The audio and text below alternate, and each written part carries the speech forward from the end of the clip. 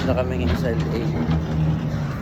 3 oras kaming stopover dito, tapos sunod Miami naman. Welcome to the United States. Ito na. Kukunin naman namin ang aming bagahe. Tapos saka namin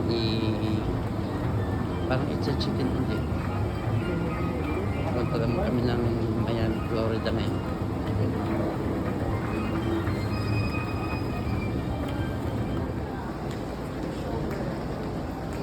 Dito kami, Terminal 4. Si Kuya Ronnie, ay kasama sa asura yan. Carry-on allowance is one personal item, more than carry-on.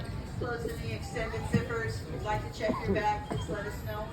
Sa boarding area kami ngayon. Maya maya ay kakain muna bago pumulay.